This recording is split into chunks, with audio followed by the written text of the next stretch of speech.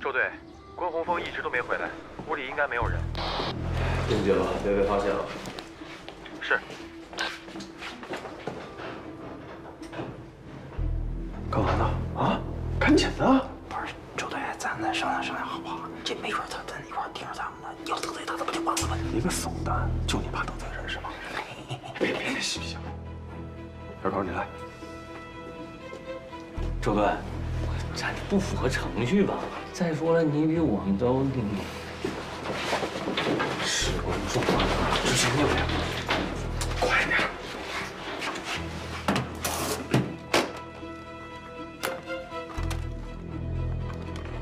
快点！赶紧的，脸什么上面呢？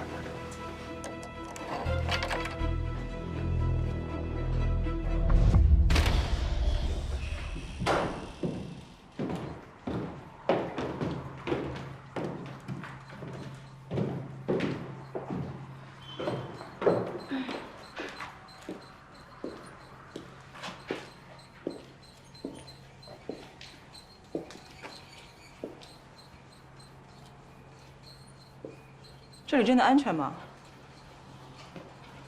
人都靠得住吗？放心吧，都是自己人。自己人。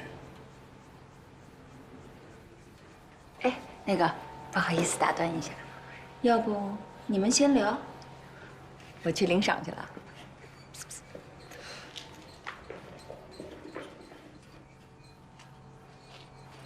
关宏宇，你搞什么啊？瞒着我有意思吗？你知不知道我多担心你？发生这么大的事儿，你不告诉我，不相信我，相信你的自己人？这什么自己人？哪儿那么多自己人啊？冉楠，关队，你先别说话。关队，我想跟宏宇单独聊聊，行吗？行啊，哥，要不你先回避一下。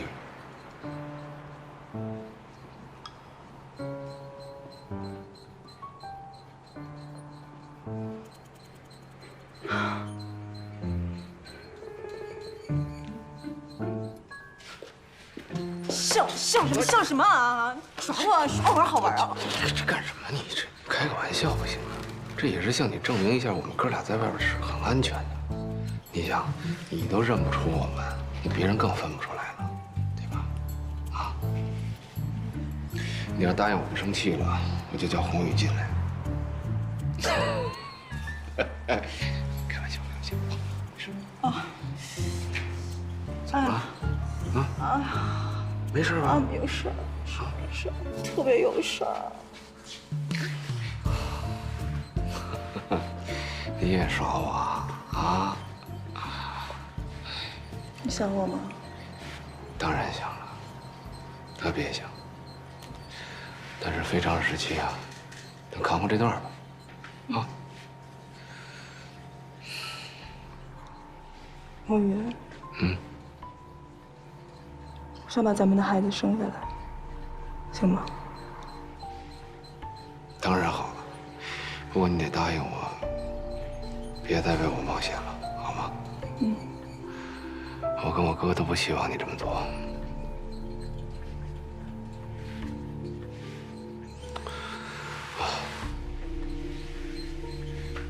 你告诉我，那案卷第10页你是怎么拿到手的？哎，杨楠，有水吗？给你倒一杯。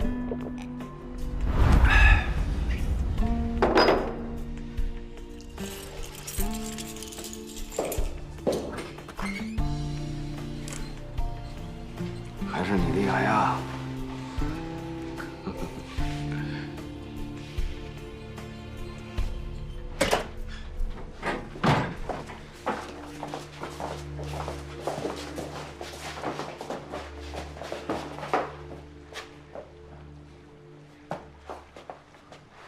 都在这站着干嘛啊？该干嘛不用我重复了吧？赶紧的！这屋里怎么他妈那么黑？师傅，您把眼镜……这别，把帘拉开。哦。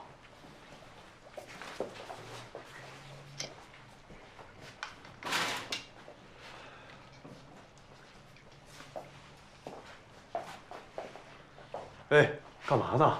啊？赶紧搜啊！这不合适吧？就是。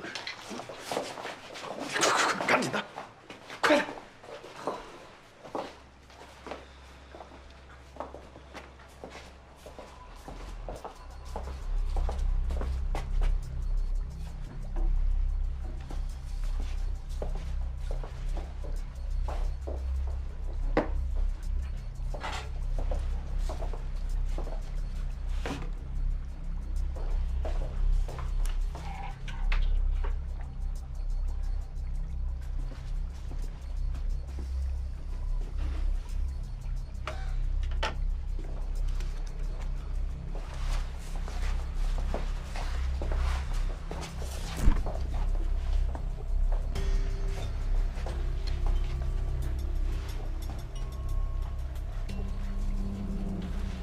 我看你就是执念太重，所以暴饮暴食，你一个人吃了那么多啊？留着给老虎的。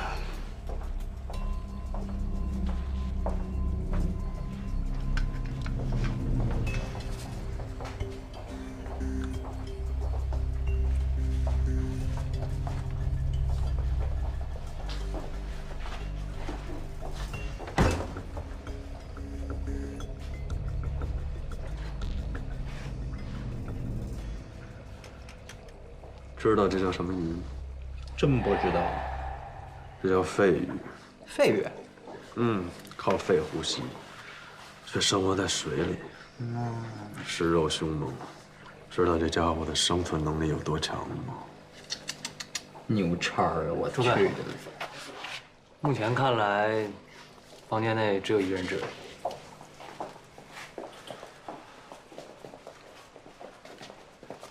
电脑查了吗？还没有。弄开，看看他邮箱。电脑好像没关啊。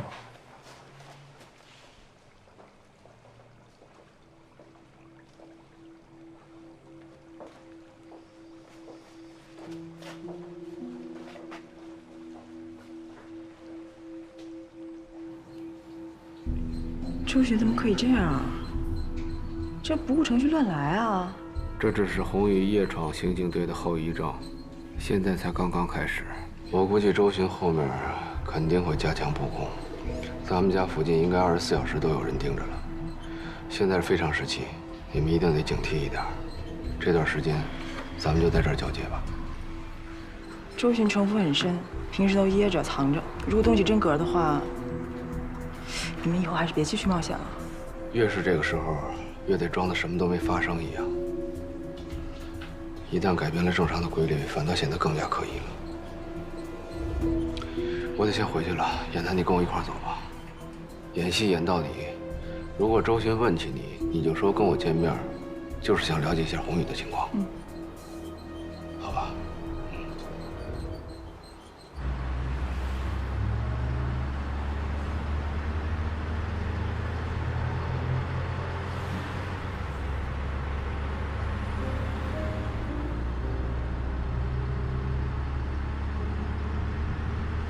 不好意思，一直瞒着你。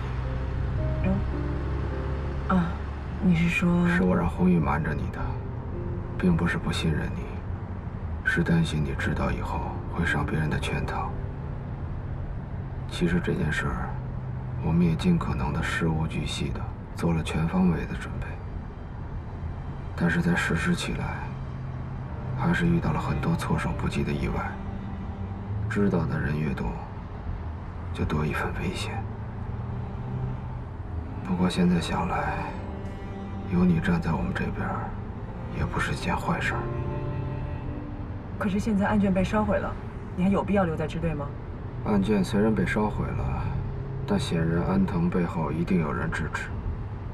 我得把这个人找出来，所以待在支队还是有利的。而且宏宇现在冒冒失失的，我担心他离开支队的控制会胡来。我觉得你还是应该多给宏宇一些信任。我知道他身上有很多毛病，你看不惯。可是这些年，我发现他骨子里还是一个正直、勇敢、有责任心的人。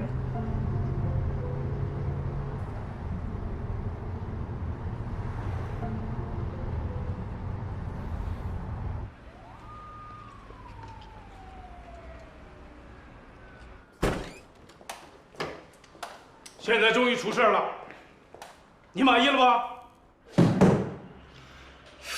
老刘啊，你不顾自己的伤势提前出院，不是想找我吵架吧？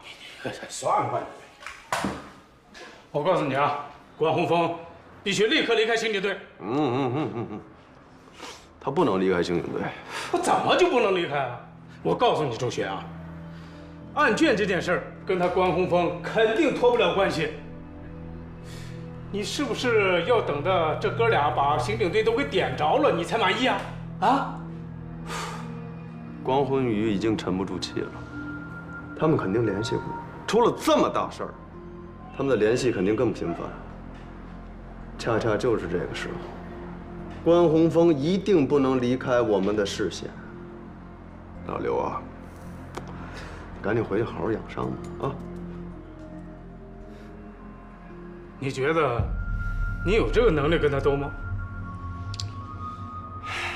不管怎么样，我都要赌一把。好，你赌吧。我告诉你啊，周雪，你别拿刑警支队做赌注。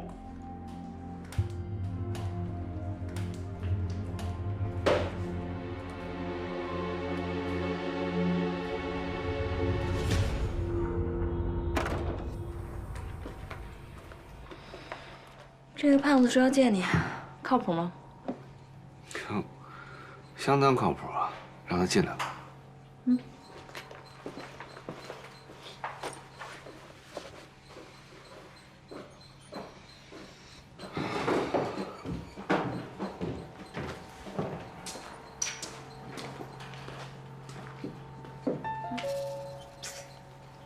我先忙我的去了，你们聊。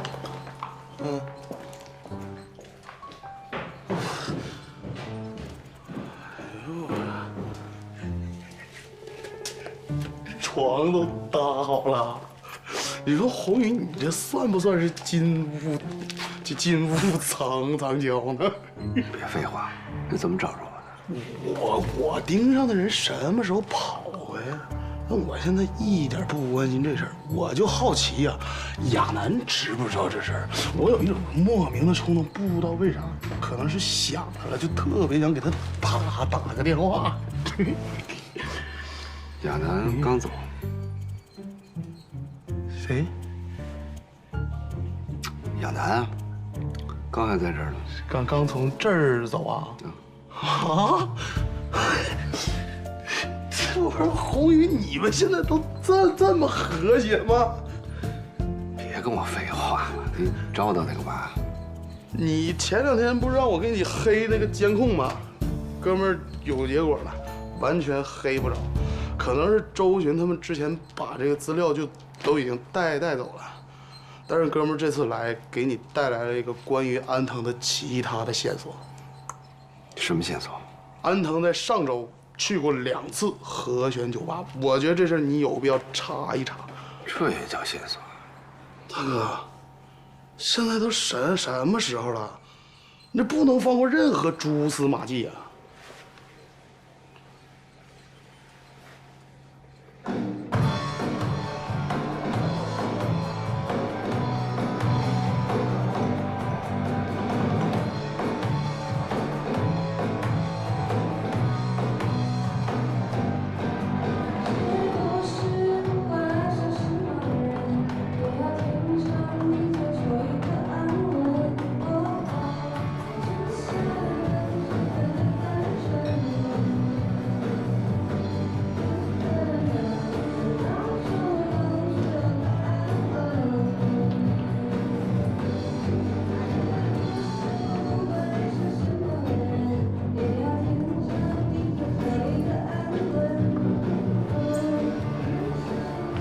先生需要喝点什么？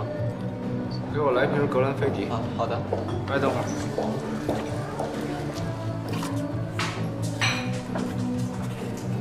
谢谢大哥。麻烦你个事儿。这个人你在这儿见过吗？没见过。谢谢。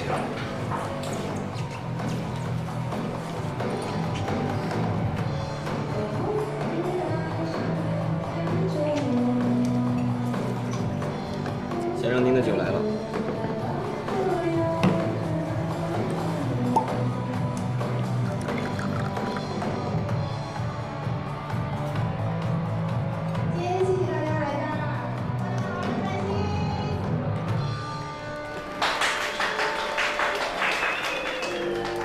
姐，你那天出门的时候钥匙忘带了。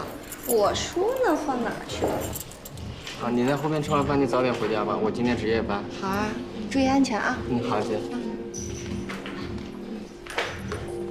哎，美女，嗓音不错啊！走，我请你喝2圈，然后咱俩找个地方听听你的嗓子。何公子，正好不喝酒了。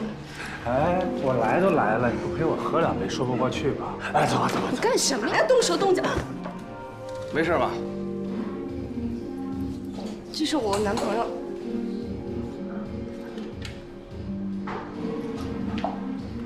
不是，松开。你有没有男朋友我不知道吗？走，陪我喝酒，走走走。干什么呀？你弄疼我！你干什么？哥们儿，别动手啊！听听歌，喝点酒多好，是吧？有你什么事儿啊？你是不是你个穷屌丝搁这给我怂了啊！哟，嗓子这么好，怎么不上跨界歌王啊你？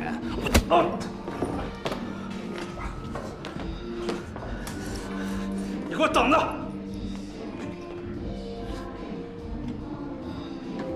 刚刚多谢了，大哥。不过我觉得你现在得赶紧走了。他是郭西厢的儿子。今天这杯酒我请你了。你请我？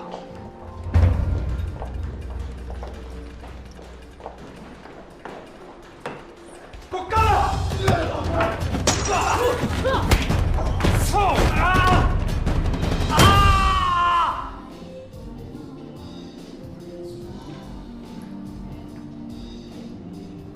我知道你小子长什么样，别再让我看见你。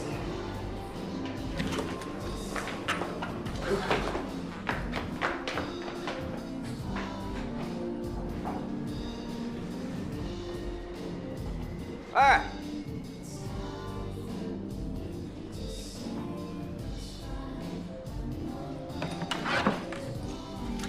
你这瓶酒算是陪我的还是请我的呀？你不是不喝酒吗？那要看跟谁了。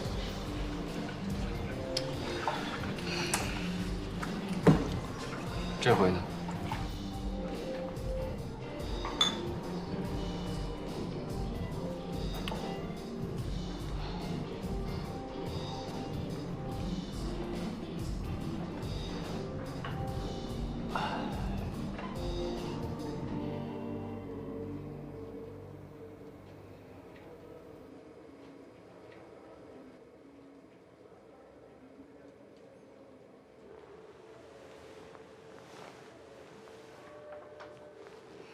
你醒啦？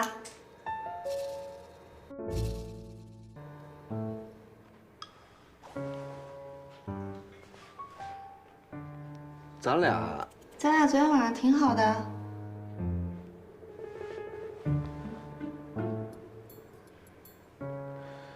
还断片了。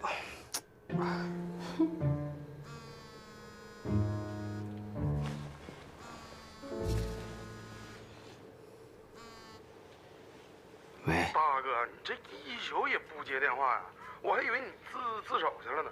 你哥和你孩儿他妈都找你呢，赶紧跟他们联系一下吧，报个平安。我知道了。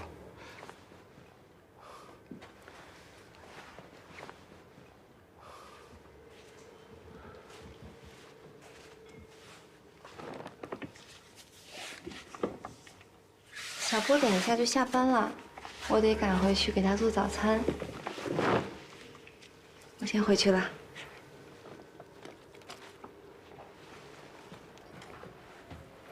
哎，昨晚上咱俩没什么吧？你紧张什么呀？别担心，我又不会赖上你。关队长，你怎么知道？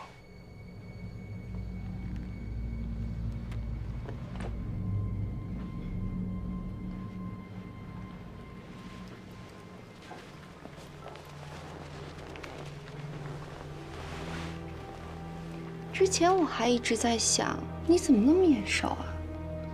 原来你就是不久前抓住那个车震凶手，并且有个通缉犯弟弟的警察。怪不得你那么猛男。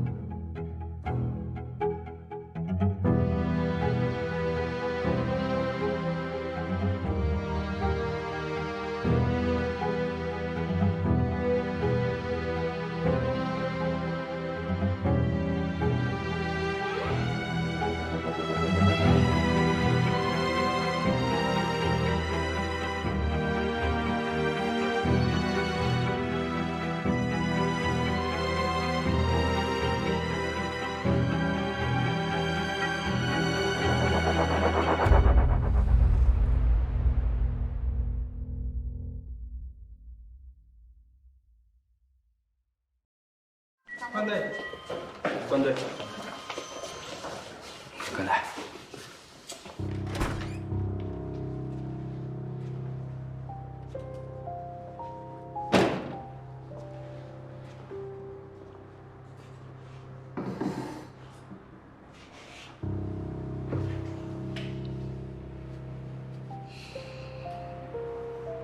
老周，回头告诉技术队，下次别费那劲了。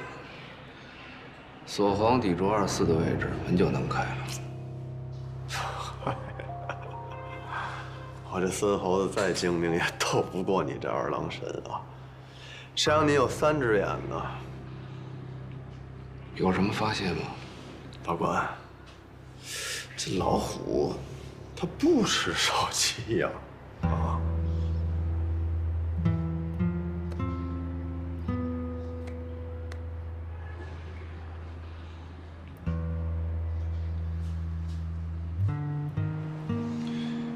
我告诉过你，分谁喂。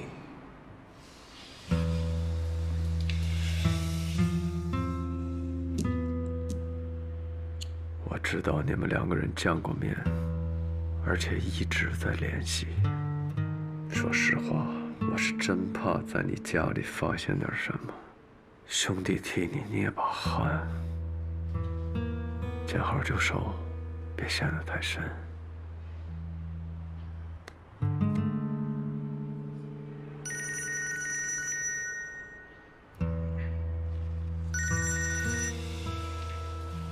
喂，行，知道了，马上过去啊。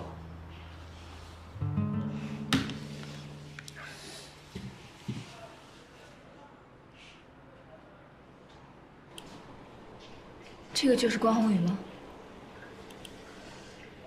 从录像上看，他跟安藤不像是一伙的呀。能再清楚点儿？已经送去总队和物证鉴定中心了，但是因为这个监控型号太老了，灯光又差，清晰成像的效果不会好多少。而且不知道是不是因为巧合的原因，所有的监控都没有拍到这3个人的正脸。门口大堂的监控呢，也没拍到。那台已经坏了很久了。这个安藤的身份，不知道高法医那边尸检怎么样？安藤用的枪是改装过的540，序列号被错掉了，弹道送去市局那边做对比了。他开的那辆车是不到1周以前租的，钱包里有少量的现金和书写模糊的收据几张，没有找到任何身份证明和银行卡，还有2把钥匙。手机呢？他的手机卡是那种不用实名就能购买的，拨打过16个电话，经过初步筛查，有2个已经关机，还有停止使用了。您看，如果我们要是告诉关队的话，可不可以？周队，接到一个报案挺奇怪的，关老师让您去一趟。行，知道了，你先去吧。哦。所有的调查没有我的命令，不许向任何人透露。好。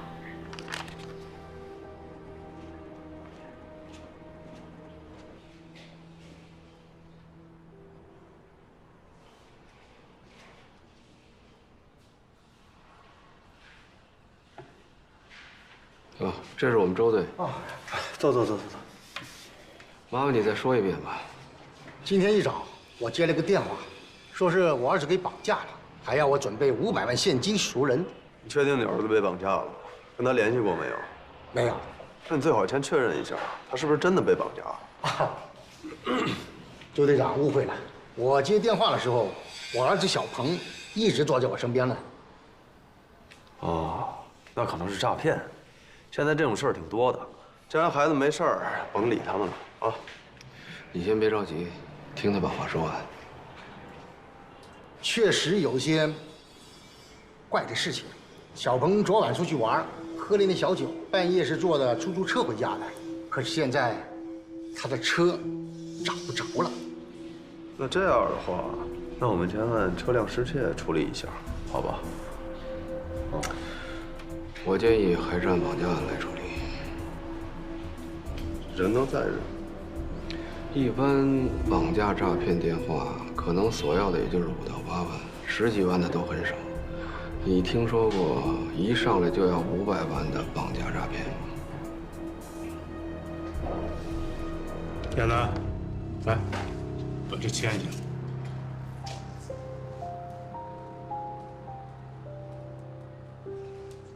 为什么调查我？我涉嫌什么违纪行为了吗？这还不是之前关宏宇夜闯支队时闹的吗？你签一下吧，走走过场，做个样。可是这上面既没有主管局长批示，也没有周巡签字，我为什么要签？这不是表示你是自愿配合吗？配合，我当然愿意配合。想怎么走这个过场，尽管问。就这车啊？对，那个半小时之前那附近村民发现的这车，然后这个缉毒队已经去调监控了。怎么样？车辆状况良好，没有明显的剐蹭痕迹。车内车外找到了很多不同的指纹，不知道对排查有没有帮助。哦，对了，那个扶手上还有半枚脚印。又叫钱校长。哎，勘察完了把车开回去啊，先别还给郭家。但这辆车不就是郭鹏丢的那辆吗？哎，这车被丢弃在这之前，里面肯定坐过3个人。这个脚印应该是有人钻到后排时候留下的。这种车后排不适合坐人，如果是非得要坐的话，要把前排的这个靠背放下才能钻进去，没必要那么粗鲁啊，踩进去。这个脚印虽然只有半个，但是可以看出来，这是43码以上，而且那么大个，一看就是男的。如果只是单纯偷车的话，没必要这么多人吧？而且最后还把车给拽这儿了。郭鹏昨儿不是喝多了吗？他打车走的，这车停哪儿了？霍家庄路的和弦音乐酒吧，应该是个夜店或者 club。回头查查是怎么开来的。啊，钥匙都在上面，这车偷的也太容易了啊！行了，差不多了，收队。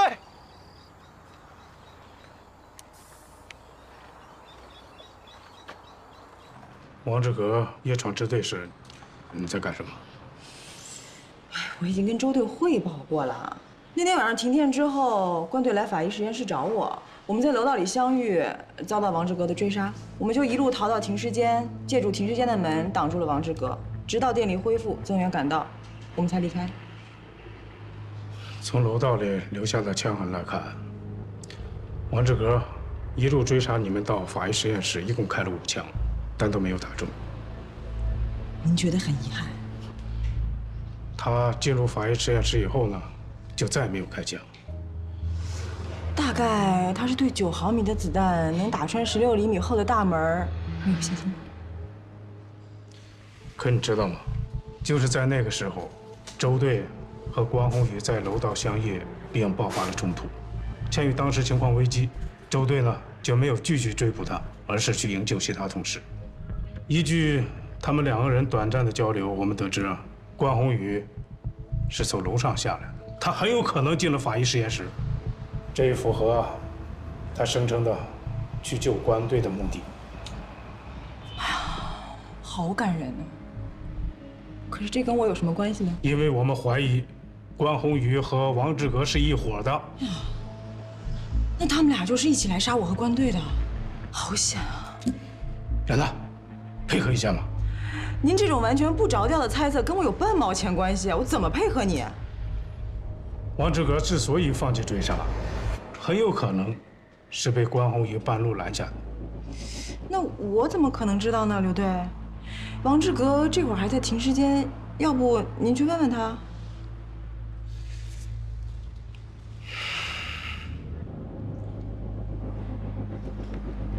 啊，东西没找吧？啊，没有。昨天晚上你去过和弦音乐酒吧吗？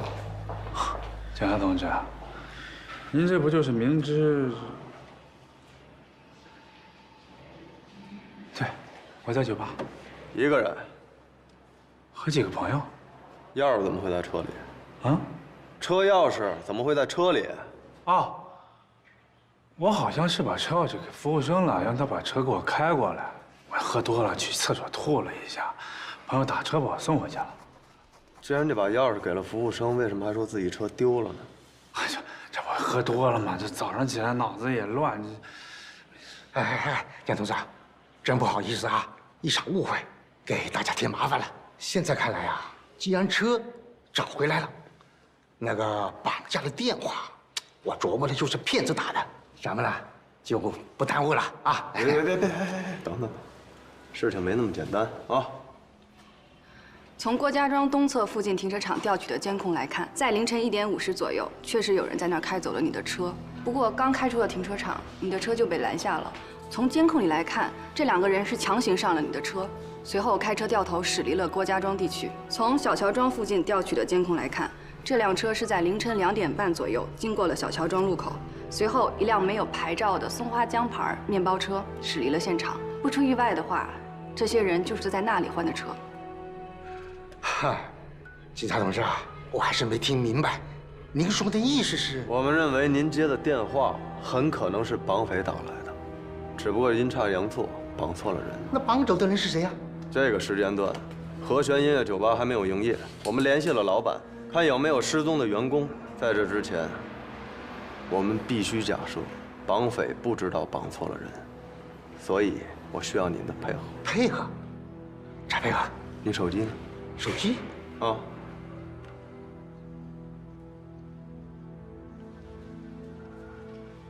哎，配合我们，就当你儿子真的被绑架了。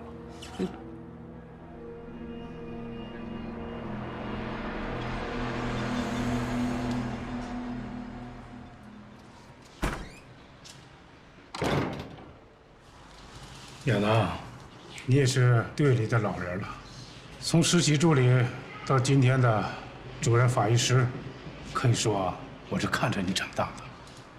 关宏宇啊，他落网是早晚的事儿，到时候我不希望你给他牵扯太深。刘队，我还要重复多少遍？我和关队那天晚上真的没有见过关宏宇，你信也好，不信也好。就算是关宏宇想来见我，或者关队，他也犯不上来踹支队的门吧？你怎么说话呢？我们是对事儿不对人。对事儿？您真的有考虑过这事儿有什么蹊跷之处吗？退1万步来讲，就算是关宏宇真的来过支队，甚至和王志革之间有什么关联，那他为什么要来支队啊？那当然，他是为了他的案卷呢。对啊，就是为了他的案卷。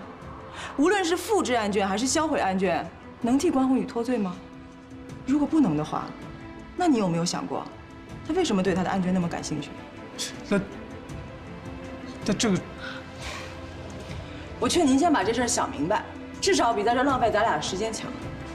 我对关宏宇的案子并不了解，但就目前的情况来看，摆明了他的案子有问题。甭管是您刘队，还是您口口声声说的我们所代表的各位领导们哈，与其在这挖空心思刁难自己人，还不如把精力放在真正有疑点的案件本身。我还有工作，是为了。等一下，亚楠，阿司匹林是可以抑制妊娠反应，但对胎儿啊还是有副作用的。我也算是过来人，为了孩子，把这药给停了吧，啊！谢谢刘队提醒。您为孩子着想的方式，全支队的人都见识过。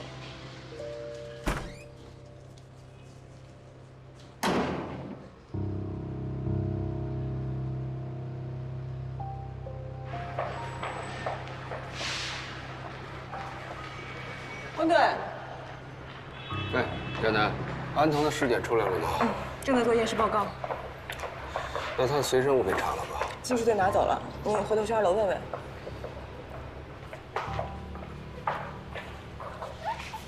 刘长勇知道我怀孕的事儿，他怎么知道的？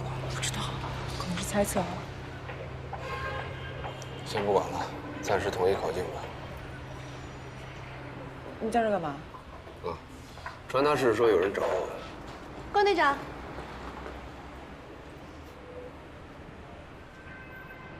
您好，您是？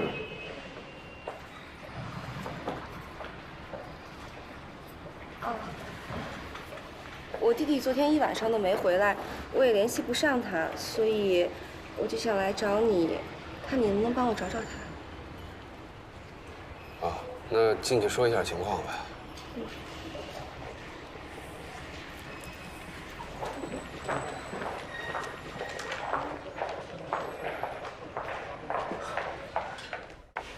请坐吧。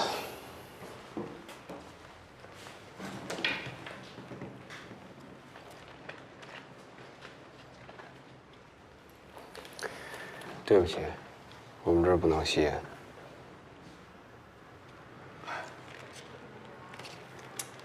关队长，处处留情不要紧，关键您可别提个裤子不认人呢。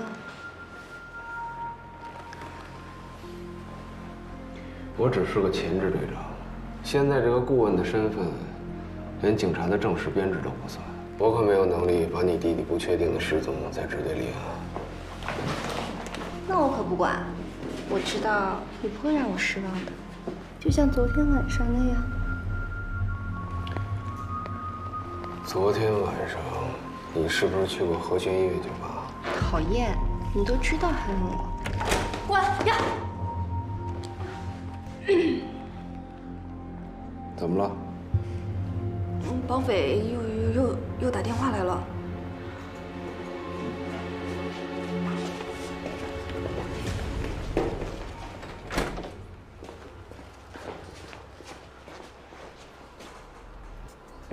啊，纸和笔都找着了，你说吧。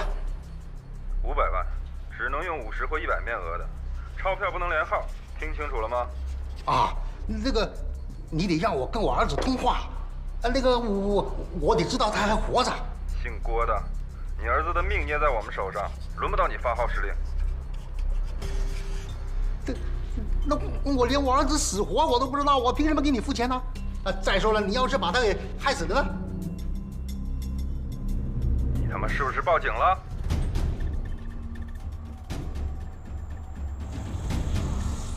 没有，我只是想破财消灾啊。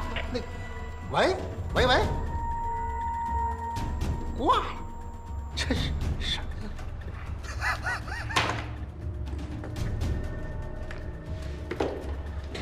定位到了吗？主叫号码是一个网络 IP， 定位不到。那 IP 地址呢？好像是一个境外的处理器，应该是用了 VPN。外网代理的 IP 段。像这样代理应该都是屏蔽 IP 地址的，因为像这样代理本身本来就是用的境外处理器。哎，季霞同志，你看啊，配合工作配合到这份上，我够可以了吧？再说了，这事本身跟我家就没什么关系，你老这么折腾我，没准我就会招祸的。对，感谢，非常感谢啊！您再稍微的配合一下啊，真要是把人这救出来，这不也是祖上积德的一件事吗？啊，积德行善这是啊。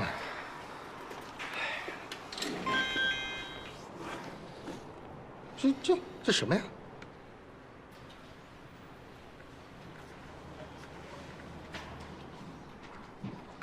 你找人啊？哦，我找关队。你是关队朋友啊？昨天晚上刚认识的。您是？高亚楠，关队的同事。你好，我是任迪。喂，找谁啊？我，关队的朋友说有事儿找他。老关，你的朋友。您要的验尸报告。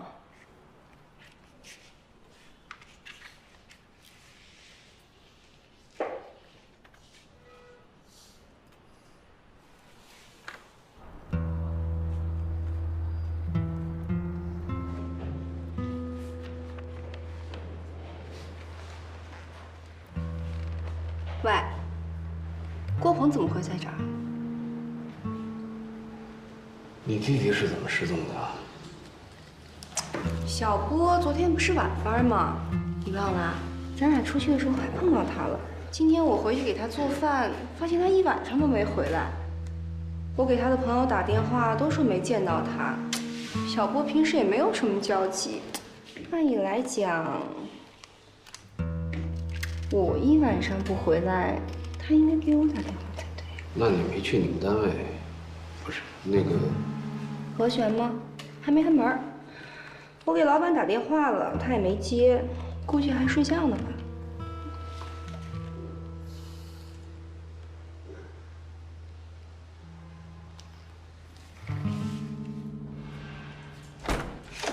哎呦嘿，正找你呢。那个，刚才那个事儿，你怎么看？安藤的验尸报告你自己看看吧。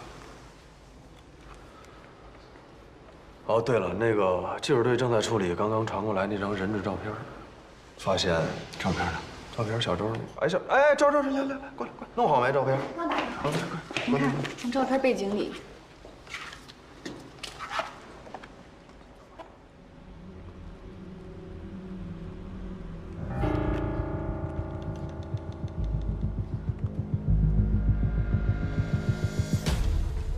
我们现在已经得知，被绑架的人是和弦音乐酒吧的服务生，叫任波，23岁，河北石家庄人。目前推测，他应该是在昨晚上班的时候，替郭鹏去取车，被误当成了车主，遭到绑架。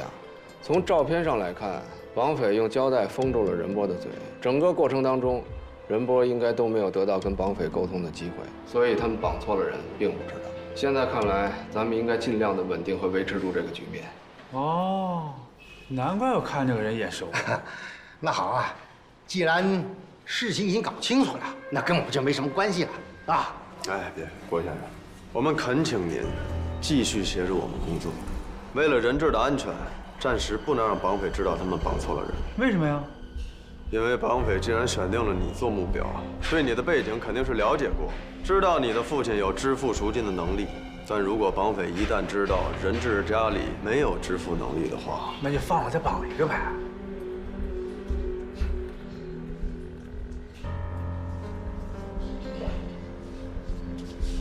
有这种可能，但如果绑匪心狠手辣的话，撕票也是一种选择。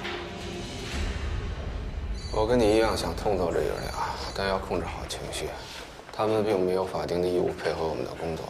争取他们的协助，也是为了营救人质，多争取时间。这个任波的姐姐是在和弦酒吧做驻场歌手，家境贫寒，姐弟俩相依为命，在外地打工，应该没有能力支付这笔赎金。关队，我们放大了照片，从背景上看，好像窗户有一部分是被牛皮纸包住了。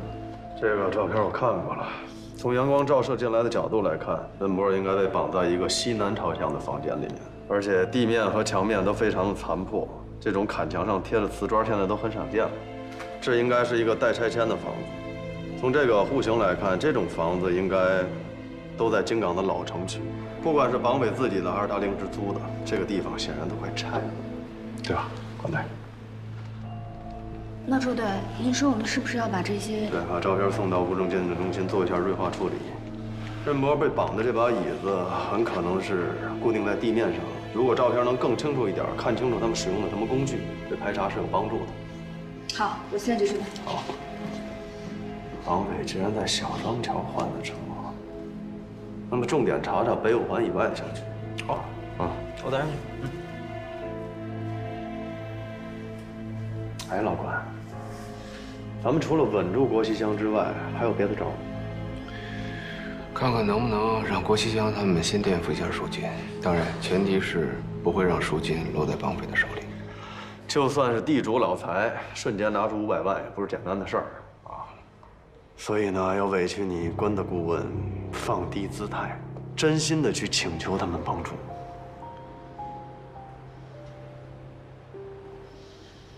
安藤的验尸报告上，除了你用手枪套筒制造的那个3乘2.5厘米的开创性伤口，堪称血腥以外，没有其他任何亮点。他的随身物品，还有夜总会的监控录像，应该都在技术队做分析处理吧。所以，你打算什么时候让我正式参与？还请周大队长好好考虑考虑。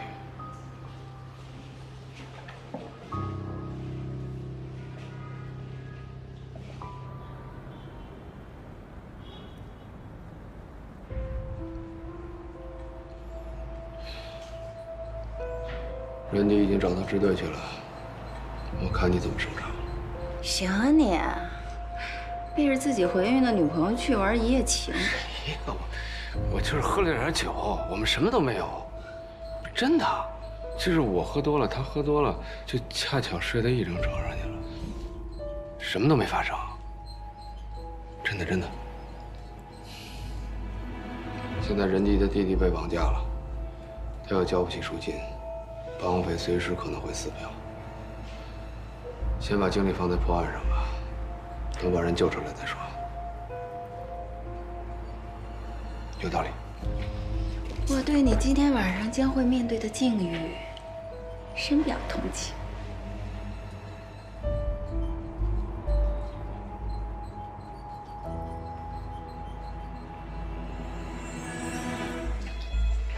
关灯。关灯。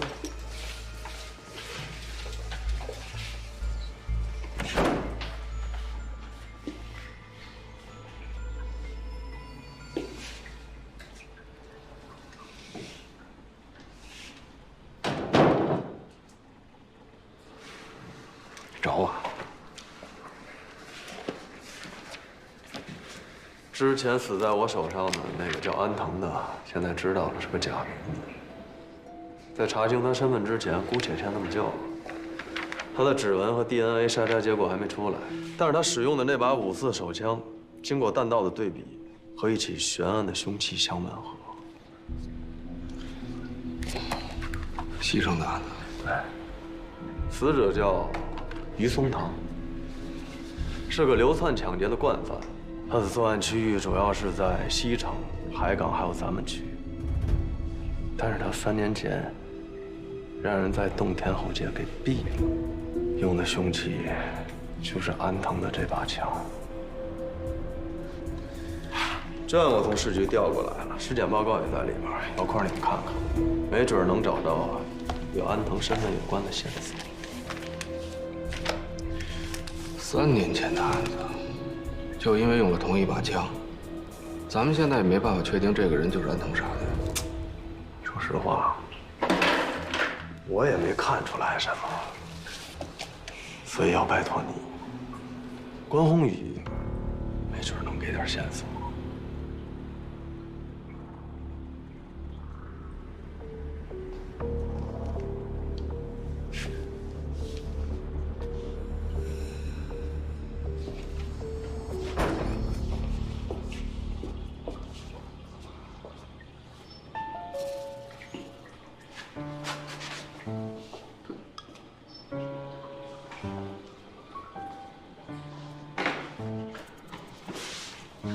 哎，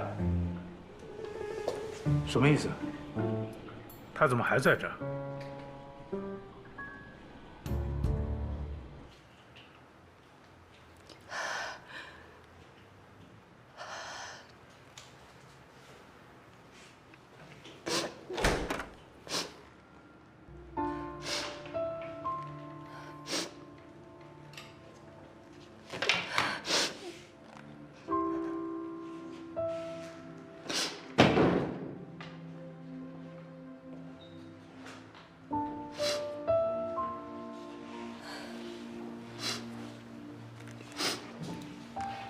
我已经把我手机通讯录上所有的人都翻了，我甚至找不着一个可以借给我钱的人。500万，这对郭鹏他爸来讲，就是一栋房子的事儿。可是对我们这种人，我上哪儿去找人500万？你做歌手这么多年，都不认识1、2个能借你钱的朋友？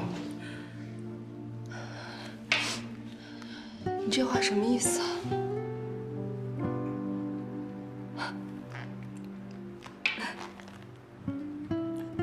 有啊，好多个呢，像郭鹏这样的，找我去陪他们睡就行，对吧？一个人一晚上5000块，我睡1000个男人，我总能攒到500万的吧？那你呢，关队长？你是不是也要给我5000块啊？你误会了，我不是这个意思，我是想替你想办法，你别着急好不好？我们肯定会全力以赴的。你还记得昨天晚上的事儿吗？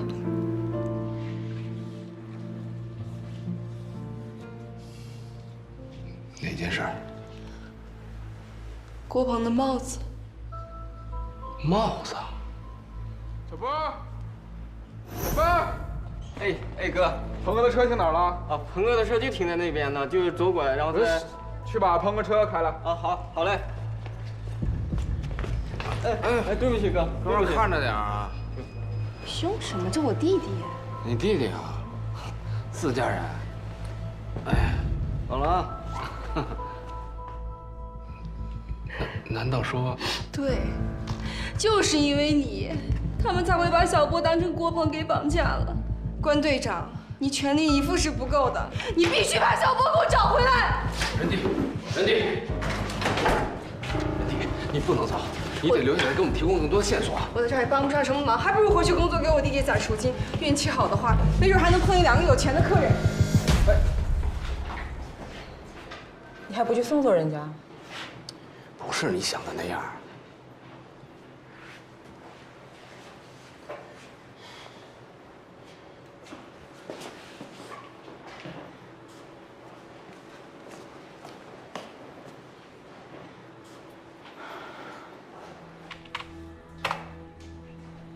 哎，戴口罩那就是关宏宇。这期间他没有跟任何人接触过。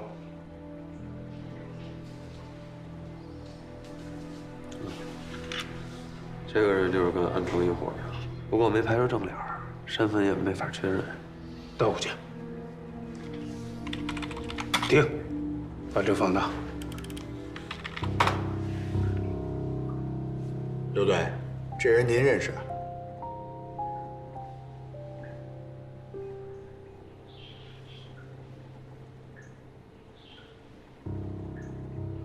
感谢您和您父亲的配合，也希望呢你最近能注意安全，尽量减少公共场所的出入。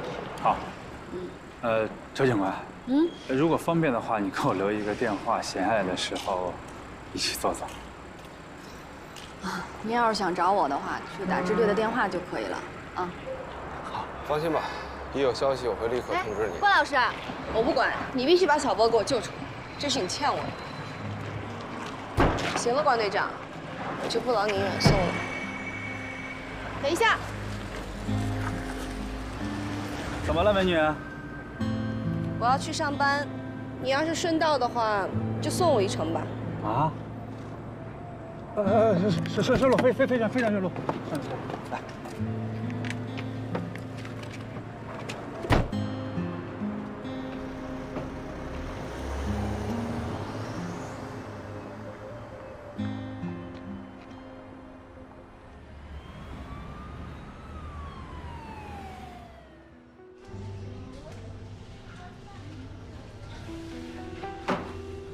军哥，你弟的事呢，我挺遗憾。但要说这500万呢，你也不是第一天来上班。该知道啊，军哥就算把这杂货卖铁全卖了，也值不了这钱的。这个你拿着，就当是2年的工资吧。军哥也只能帮你到这儿了。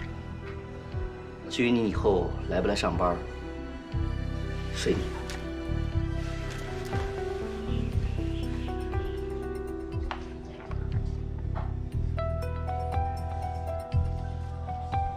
任姐，该你上场了。我就来。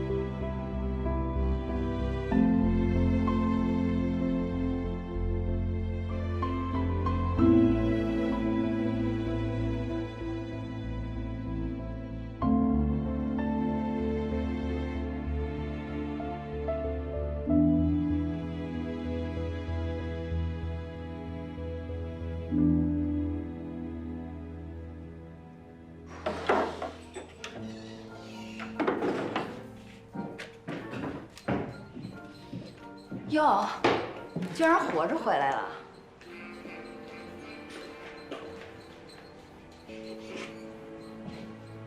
你没被人跟踪吧？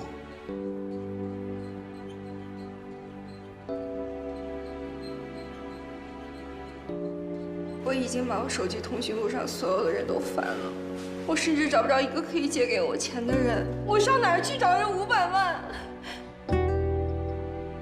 就是因为你，他们才会把小波当成郭鹏给绑架了。你全力以赴是没有用的，你必须把小波给我找回来！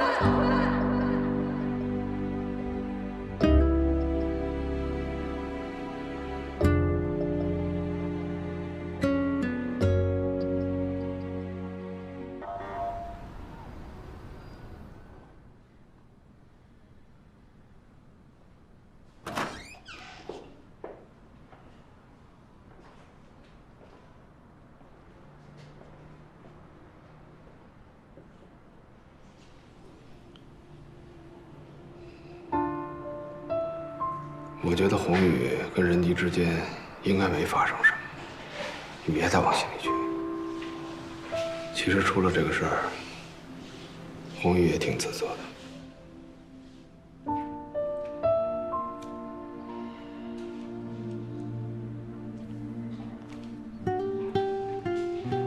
尸检报告看过了？看过了。这个于松堂一共中了3枪。第1枪在左膝，打碎了半月板和膝盖骨；第2枪和第3枪都是自后脑射入，在他身上没有发现任何防卫性的伤口。现场勘验看了吗？没有，我只看过验尸报告。第1枪是从斜上方打入的，第2枪是倒地以后补射的。被处决的？确切的说，应该是又一名被处决。你不觉得很眼熟吗？你是说和王志革的作案手法很像？不管是王志革还是安藤，这伙人做事手法还是挺职业的。我们假设是安藤杀的人，那他为什么要从长风救走一名罪犯，又在西城杀了一名罪犯？这个于松堂在活着的时候到底干了什么？警察同志，我求你了，你就让我进去看一眼行不行？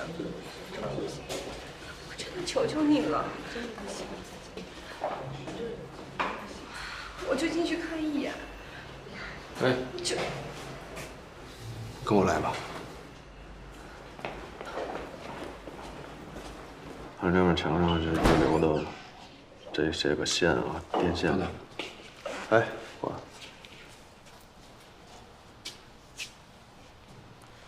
已经叮嘱过了，绑匪来电话的时候，他会控制住情绪。汪老师，这已经是物质鉴定中心能处理的极限了，但是还是很难看清楚他们是用什么把椅子钉在地上的。这色差和对比度调过了吗？没有，只是清晰化了原图影像而已。哎，你看这儿是不是显得更亮一点？啊，如果人质背后这个窗户是西南朝向的话，这儿不可能会更亮。那您的意思是拍摄角度的一侧也有一扇窗户？对，而且这扇窗户应该还挺大的。有没有可能是门、走廊或者是阳台什么的？听不懂我说话，我不说是窗户吗？你们家门上有窗户啊？而且这个房子是肯定要拆迁的。如果按照这个户型，我们大胆的推测的话，这应该是个老式的塔楼。哦。哎，老关，你觉得呢？嗨，技术队筛选小区到什么程度了？他们已经跑了1宿了，北部方向地区的结果已经出来了，其他3个方向还在筛查中。师姐呢，已经带着结果正在赶回来的路上。行，安排至少4个探组，都带着枪啊。好，把丫头给我叫起来。哦。大爷，醒醒嘿！最快多长时间能出结果？你还真是站着说话不腰疼。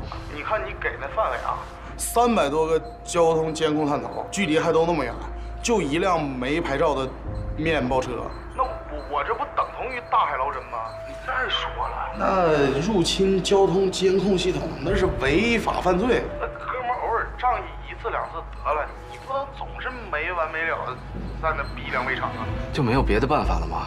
你现在这心情我是能理解的，就是我还是认为啊，办案抓贼这样的事儿，你不如你哥。咱与其这样没完没了的就无头苍蝇似的乱晃，咱反倒不如把这宝子压到这个专业人士身上。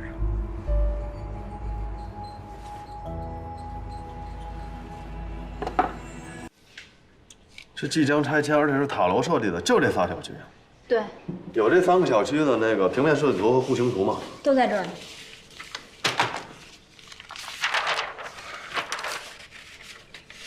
天方小区，啊，9号楼和13号楼都有可能。小子，拿着图纸跟我去天方小区。走，老关，往前去啊，走。关老师，哎呦嘿，哎，看着。周队，关老师，那边快打起来了，快去看看啊！老关，人命关天，我得先走了。调停和解的事儿，你先帮个忙啊。走。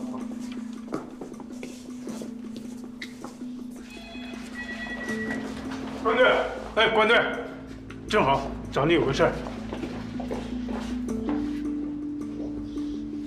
你还说我弟弟连累了你？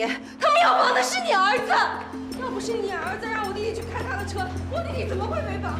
你儿子昨天晚上还在酒吧快活，我弟弟呢？啊，我弟弟呢？我弟弟呢？你疯了吗？胡说八道！来，关长，你来的正好啊！我是纯粹出于人道主义来帮忙的吗？哎，我凭什么受这气呀？来，我现在要是撂挑子不干了，你能把我怎么样？别动气，来坐。哎，不坐。副总，您现在呢只需要踏踏实实配合好我们的工作。您仔细想想，不管这人质最后解救不解救得出来，活是我们干的，雷是我们扛的，但最后的称颂是落在你的身上的。对你来说，这是有利无害的事儿。哼，表扬这东西嘛，又不能当饭吃。你以为我在乎这？我跟你这么说，现在是我在跟你说，你是搞房地产的吧？相信你在地产业能走到今天的地步，也是经历了不少挫折。那是。而我们呢，有经济队，是专门调查那些爆发的公民之前的蹉跎岁月。不是你什么意思啊？你是在威胁我吗？我不是在威胁你，我只是在向你介绍我们的一种工作方式。你想想，如果因为你的不配合，导致了这个孩子最后被撕票，或者出现类似的恶果，无论经济队对你感不感兴趣，但媒体会把这个孩子的死归咎在你的头上。到那个时候，你跟你的产业就是众矢之的，这才是威胁。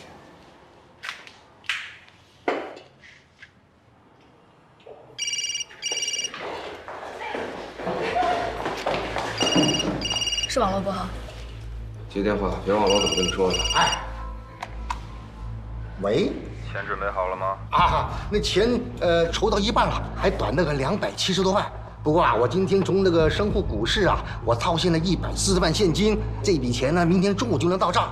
你能多理解。这2年的房地产生意啊，它又不那么景气，我的现金流啊时断时续的。但是你放心，为了我儿子安全，我就是卖车卖房也给你顶上。不过这变现，它不也需要点时间吗？对吧？哎，你当我说话是放屁吗？哪敢呢？我跟你说啊，你他妈报警了！不能够，我发誓，好吗？哎，等着给你儿子收尸吧。不是那，他又挂了，他是不是知道我已经报警了呢？电话里说什么？小波怎么办？他们是不是知道报警了？我怎么办？放心，不会的。绑匪应该是在诈我们。如果他们知道警方介入的话，也不会在谈话的中后段提出这些。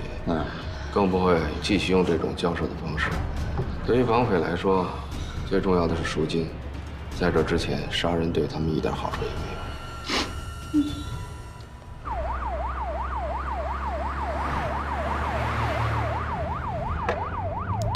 所有车辆关闭警报器。抵达之后，我们首先要寻找案发当晚小区的监控录像，看看有没有绑匪、人质，还有那辆没有牌照的面包车出入和停靠的画面。师傅，咱们让那个小区物业或者楼管提供这个住房信息，会不会更快一些？或者是查电表？查电表？对呀，你想，假如呢这帮绑匪临时租了一个房子来囚禁这个人质，他们用的这个水电天然气肯定是极少，甚至是根本就不用，而且这些仪表设备基本都是在楼道里头，只要咱们动静小点儿，没人发现啊。有点意思，有长进。跟你学的。查电表，有点意思。把鞋穿上。班长，有条信息。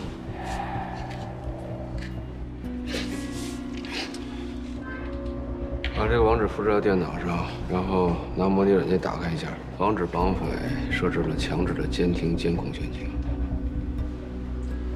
关队，链接安全，是 YouTube 的一个视频地址。要不要先带人质的姐姐出去一下？不用了，这样反倒会让人质家属精神更紧张。转过来，放过来。让我看看，让我看你放了。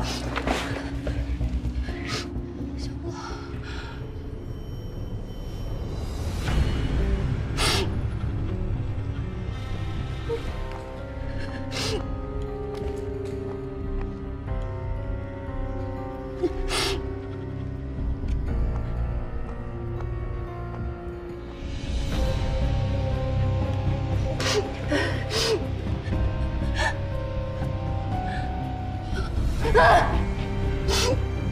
怎么办？怎么办？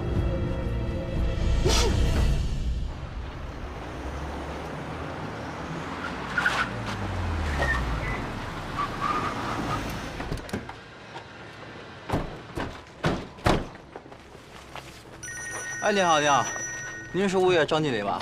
哪楼啊，咱？喂，老关，我这边出了点状况，刚才绑匪发来视频，把人质左手的小手指切断，看来是对咱们筹款慢的一个警告。我操，就他妈差这会儿功夫。你那边一定要抓紧时间，务必要谨慎小心，千万不要过早暴露。这2名绑匪具备相当成熟的犯罪经验，就目前情况来看，他们很凶残。好，我知道了，是吧？经理，这赶紧的，走。关队长，我求求你，我求求你，你救救小波，你救救小波，我就这么一个弟弟，我知道，我就这么一个弟弟，我没有他，我怎么活？哎，人弟，赶紧起来啊！我求求你，求求你，你冷静好不好？先别哭。你听我说，人弟，先起来，听我说。求你了。你听我说，这个电话很可能就是绑匪打来的，我去跟他谈。啊，你这么一哭不就暴露了吗？你冷静点，别急。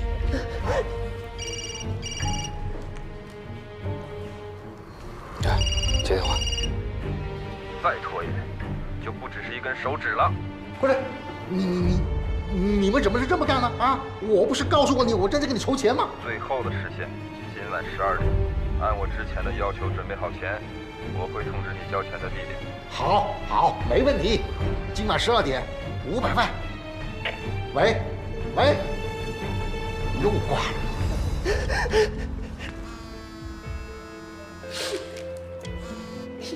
喂，你那边什么情况？找到了，案发当天的监控视频里，那辆无牌照的面包车确实来过这里。602这一家2个月前就搬走了，然后紧接着一个30多岁的男人租了进来。租进来之后呢，他也没住，不出意外的话，应该就是这儿。那赶紧叫特警部队增援。来不及了，我们准备突进去，你让队里帮忙联系吧。拜托你了，一定要成功。好，就这样啊。把手机调成震动或者静音，把对讲都关了啊。屋子里至少有2名绑匪和人质，一定要在第一时间保证人质的安全。如果绑匪反抗，不用喊，当场击毙。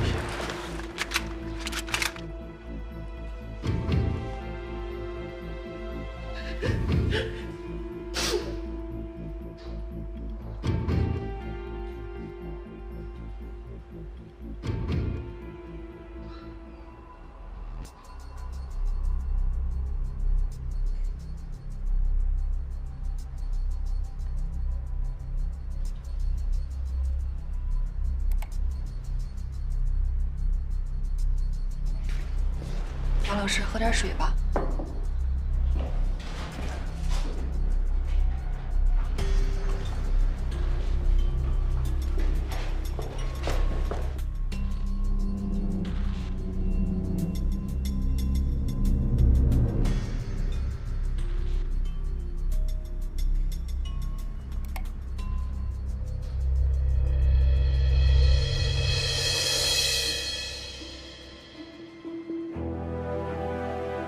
关老师，怎么了？是觉得哪儿不对劲儿吗？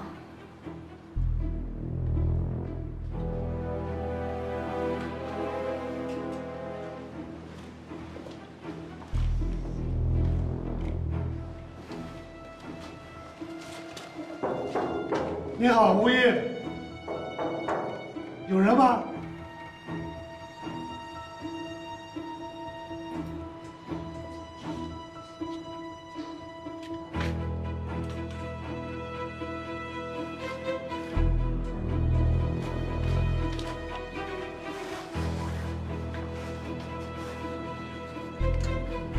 现在外边这么阴，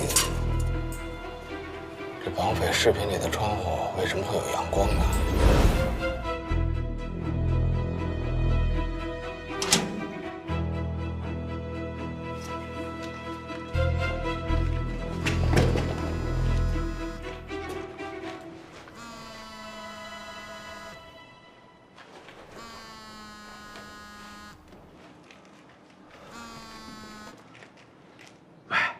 周迅，你听我说，不要往里闯，这是个陷阱。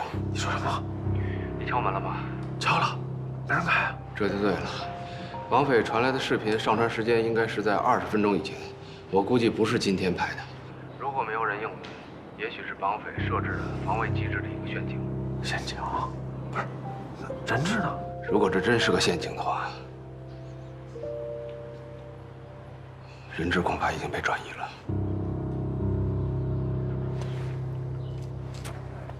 队长，解除了。收到，周队已经解除了。好，干着，谢谢啊。爬个窗户费那么大劲，这东西在哪儿呢？就这个，算是小剂量，不过这确实不是一般毛贼能够想到的。绑匪在门口设置的是一根半线，如果把门推开，半线就会触发那个开关。开关就会触发那个高频信号发射装置，只有接收终端的一方，就会得知有人进来了。那这玩意儿的覆盖范围是多少？你们不是有技术队吗？你怎么那么小心眼儿啊？周队啊，您看看这个来。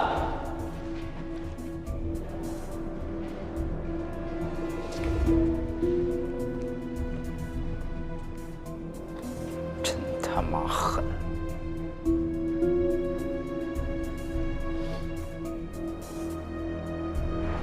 一定要想办法破解那个高强度信号的发射装置。一旦找到接收方，我们就可以定位到绑匪甚至人质的位置。现在离绑匪要求的时间还有9个小时，抓紧！方老师，您不一起去现场啊？绑匪随时会打来电话的，我得留下来稳住人质还有郭西霞。关算了，回头再说吧。你去会议室等我吧。朱队，我刚从小区监控里发现啊，在凌晨1点37分左右，2名绑匪带着人质离开了。画面不是很清楚，但可以看出任博的状态不是很好。他被蒙着眼睛、捂着嘴，还遭到绑架，可能也是因为失去了一根手指头吧。我看他连正常行走的状态都很困难，是被绑匪架着出去的。那车辆有什么特征？啊，是一辆深红色的尼桑。机务队那个处理之后啊，还原了车牌，车牌是港记的啊。我们还发现车主了，车主叫王文蔚，对，王文蔚，52岁，住在青山区，然后自营一家小超市。那试着查查车主，啊，咱别打草惊蛇，必要的话让交管队的朋友们给那个协助一下。好嘞，行了，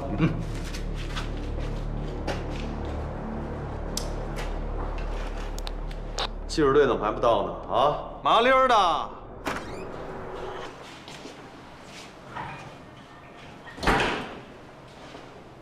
至于宋堂的尸检报告有什么新的发现吗？在做安藤尸检复核的时候发现的。是正常的浮肿，还是因为腐烂造成的皮下气压增加？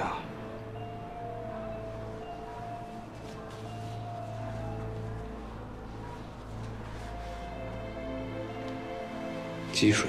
对，这个所谓的安藤右膝关节有严重的慢性骨骼和软组织损伤，导致膝盖和半月板位置出现大量的积液。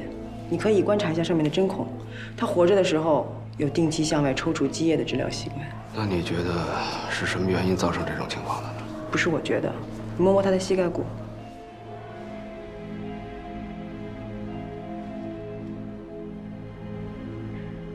有2处，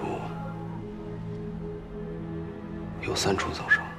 确切的说，是有3处1乘以1厘米左右的圆形愈合增生。说起来，这大哥还经常膝盖中箭啊。演习弹。从我经历的类似案例来看，和遭到橡皮子弹创伤后的愈合状态非常相像。能确定它造成创伤的时间吗？需要做骨质切片，不过摸起来应该至少是4、5年以前形成的。确认一下准确时间。如果是在训练或者演习当中被橡皮子弹击中留下的伤痕，那我们就能确认，他很可能曾经是个军人，或者是名警察。哎，小周，怎么样？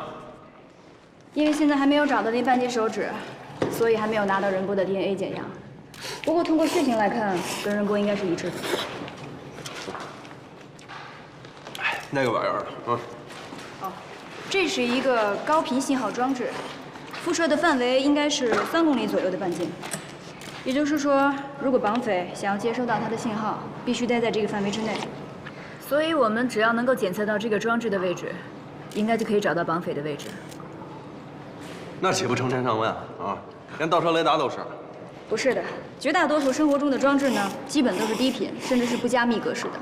比如说倒车雷达、遥控器、对讲机，像这样的高频频道本来入侵就是违法的，何况是在这样的城市边缘地区，这样的高频装置并不多见。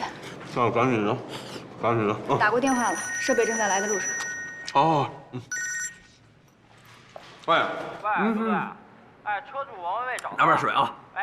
不是，你说你的，听着呢啊。他说他的车啊，在1周前被他外甥刘岩借走了，然后这刘岩是外来打工的，在京港没有什么固定工作。这人啊，27岁，有过一次抢劫未遂的前科，目前也不知道他在哪儿。然后这个王文蔚呢，给他打过一次电话，说他手机一直处于什么关机状态。行，那这个叫刘岩的这个能查多少尽量查啊！通知家里面的外勤再调2组人，别穿制服，不许开警车，到那个现场周围路段去搜索，好吧？好嘞。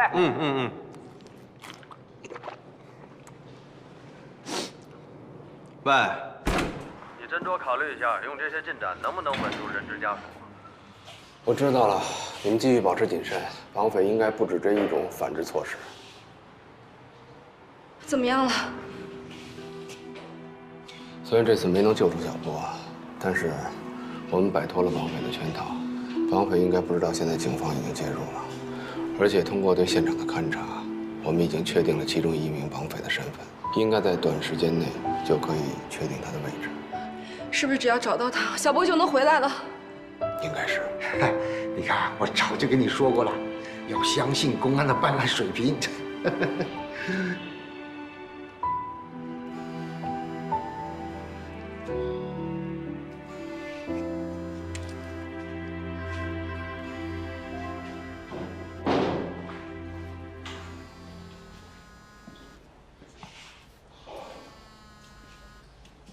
喂，我能畅所欲言吗？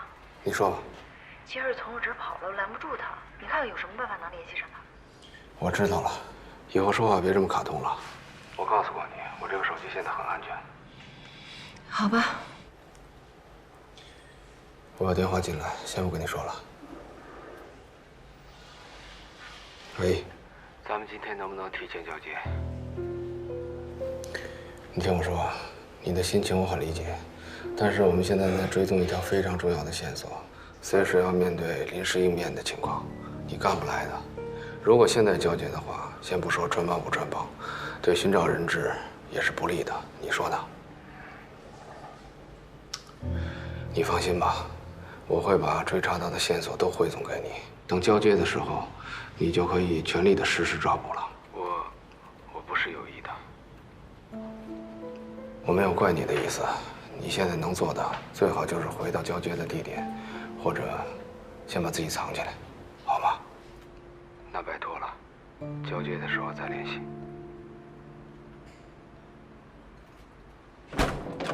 关老师，车找到了。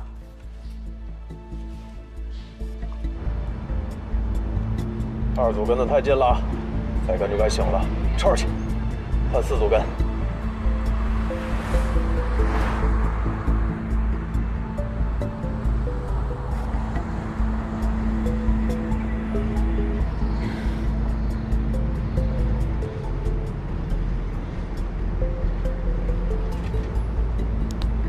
各组注意，车上只能看见1个人，绑匪和人质很可能已经分离。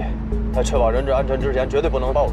技术队一旦确认信号接收装置和监控车辆重合，立刻汇报。如果这是绑匪的另一层反制措施的话，那么这个留言会不会定时和挟持人质的绑匪进行安全通讯呢？越是这样，越不能轻举妄动，因为一旦中断绑匪之间定时的安全通讯，有可能会危及到人质的生命。我明白，我的意思是，如果他们真的存在某种定时联络的方法，那么我们是不是可以通过定位他们的通讯信号来确定另一名绑匪的位置？1000多万人的一个城市，无论流言开到哪儿，他身边都有成千上万的信号。现在的科技还不足以能够把一个人定位在几米的范围里。那怎么办啊？我们真的只能等到他们会合？现在通过绑匪一贯的表现，能看出他们所采取的是赎金和人质分离的方式，也就是说，他们在拿到赎金之前，很可能不会碰头。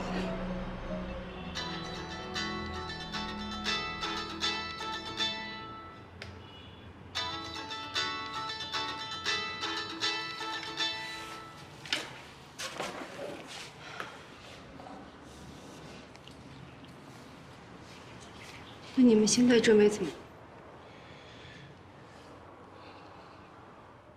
郭总，啊？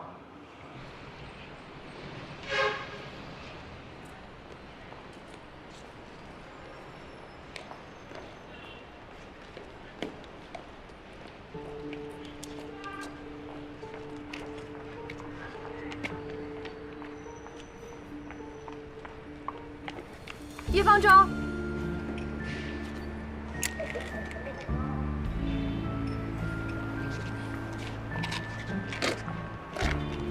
你终于肯见我了。找我有事儿吗？也没什么事儿，要不然咱们去对面咖啡厅坐一坐吧。不好意思啊，我现在有点忙。以前我在这上班的时候，也总跟你说我现在很忙。那个时候你就在对面咖啡厅等我。都过去了，还提他干嘛呀？是啊，过去这么久了，我希望我们都能看开一些。当初的事儿，也不怨你爸，毕竟他是支队长嘛，他也有他的顾虑。看开些，你是想让我对你看开些，还是对我爸看开些？喂，周队，我在。好，我和关老师说一声，我现在就过去。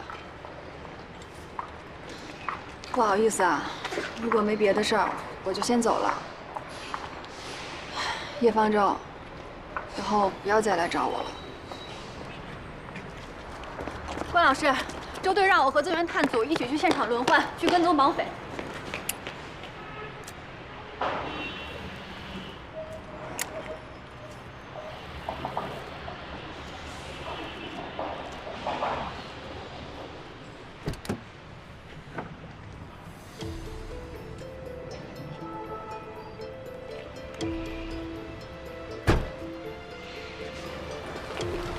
安迪，你可以多留一会儿，了解情况。我还在这干嘛？继续求那个姓郭的是吗？如果你们还认为他会大发善心的话，我就只能在这给我弟弟收尸了。郭西湘已经在很努力地配合解救人质的工作了，垫付赎金不是他应尽的义务。你应该知道，这么短的时间筹划这么多钱是件很难的事情。关队长，原来你真的还是只会听那些有钱人的人说话是吗？如果你们命令他必须垫付这笔赎金的话，他敢说不吗？你听我说，你。我跟他提是我个人的事情，我们支队是没有任何资格向一个普通公民要求垫付赎金这种事情的。他是不是富人，这个不重要。我们是警察，我们要守法。你不要再解释了，我算是白认识你。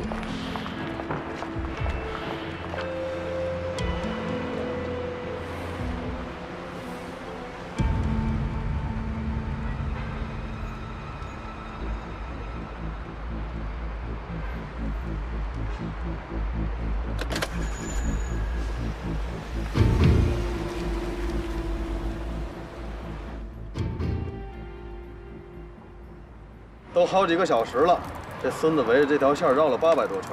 要我说，直接给伢掐下来，把嫌疑人审出来不就完了吗？啊？这可不行，因为通讯一旦中断以后，另一名绑匪就会撕票，这种结果是咱们和家属都不能承受的。那我们就继续傻了吧唧的看他在这转圈是吧？啊，就没别的办法了吗？还是等他们再跟我们联络之后吧。然后去定位另一个手机号码，对吧？老关，你有没有想过，如果我们再不争分夺秒的话，那绑匪再来电话的话，可以谎称我们已经把赎金准备好了，他们肯定会告诉我们交接的方式，这样也可以再多争取一点时间。行了，行了，行了啊，赶紧准备钱吧，别一天到晚谎称了。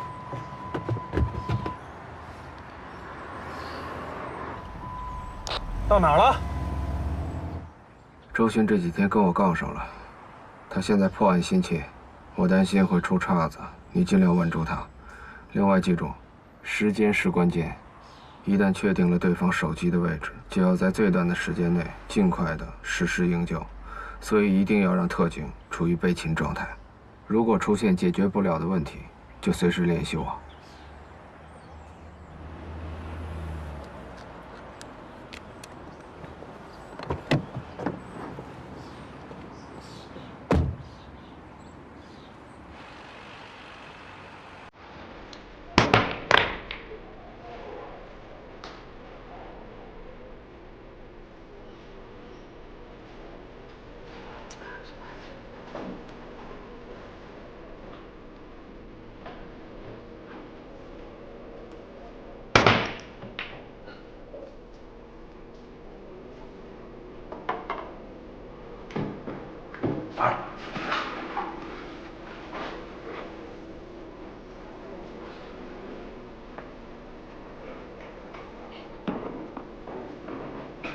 听我爸说，警察那边一直有进展。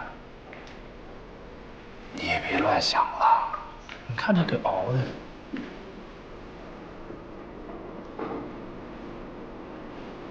是不是如果当初我跟了你，你爸就会出钱救小郭？你这都说了如果嘛，你这突然间500万现金，你这就算是我爸他也得。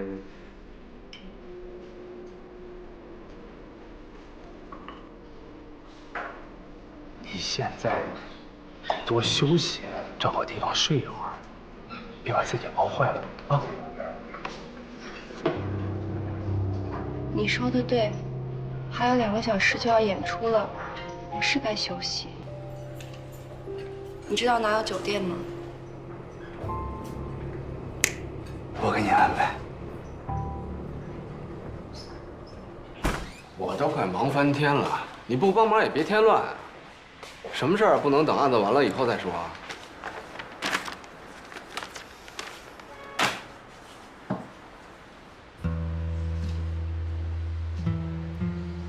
叶方舟，人是我查的，事是我办的，没错。这解职的意见上还有你签的名。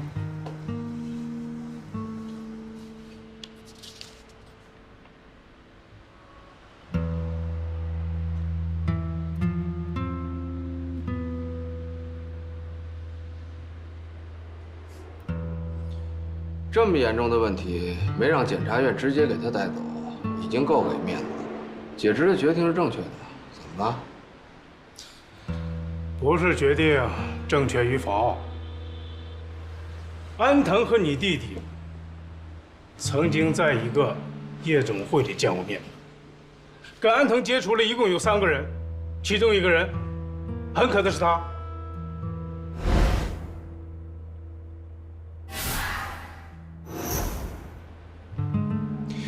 那你跟我说有什么用啊？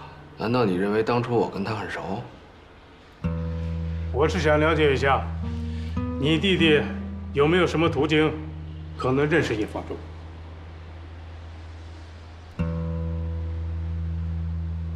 你看过夜总会的监控视频啊？你亲眼看见我弟弟跟叶方舟勾肩搭背了？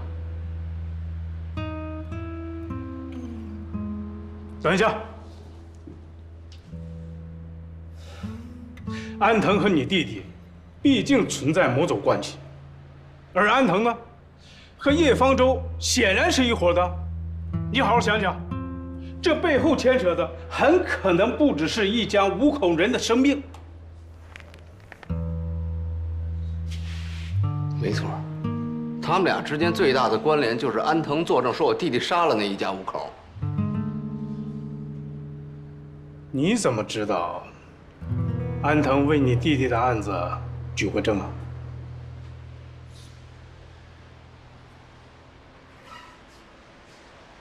当然是看过案卷的人告诉我的。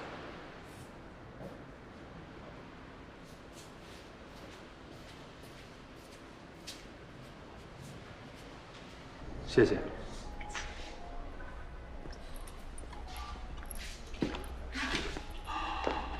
没什么事儿，先回去吧。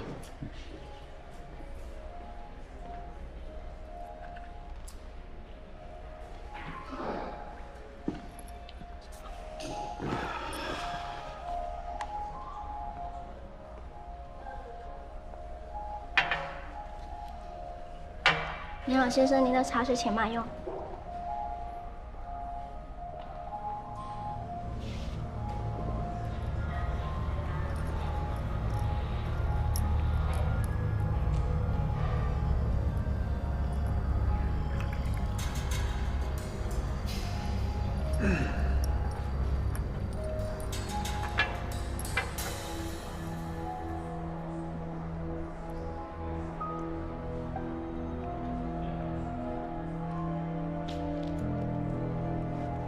来，先喝点水，解解酒。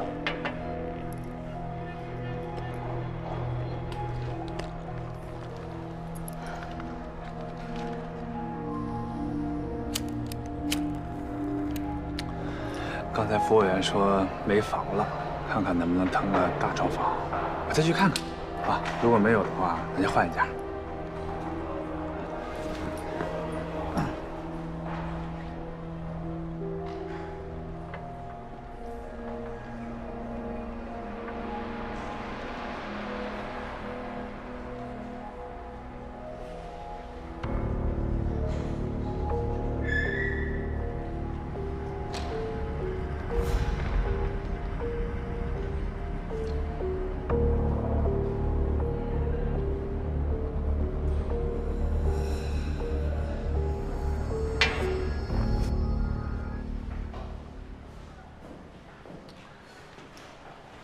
我都跟你解释那么半天了，你就不能说句话吗？啊？关队，从这切片来看的话，这个创伤至少是6年前形成的。我向你保证，我以后再不喝酒了，好不好？啊，别生气了啊！你生气对孩子不好。关浩宇，我告诉你个好消息吧，我决定不生这个孩子了。你有想找哪个自己人就找哪个自己人去啊，你去吧。不是，我说姑奶奶，我跟你解释多少遍了，我跟人家之间真的没发生什么。没发生什么啊？没发生什么是你哥发生的。啊？是吗？哎，那有可能吧？我怎么没看出来啊？要不然我给他打个电话问问。你还别说啊，我觉得这俩挺行了，关浩宇，真是一层窗户纸啊！不知道的时候怎么看你俩都是同一个人，自从知道以后，一眼就能区分你俩。所以说，你们俩还是祷告这事儿别被周巡发现啊。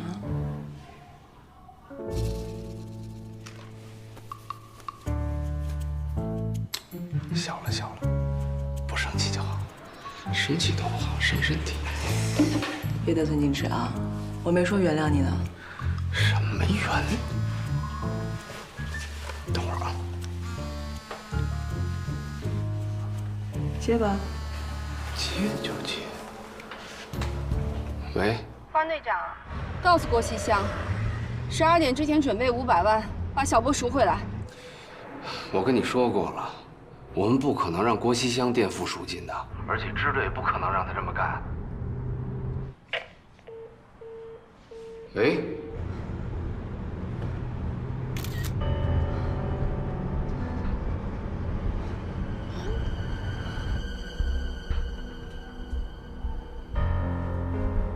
我说你疯了吧？你到底要干什么呀？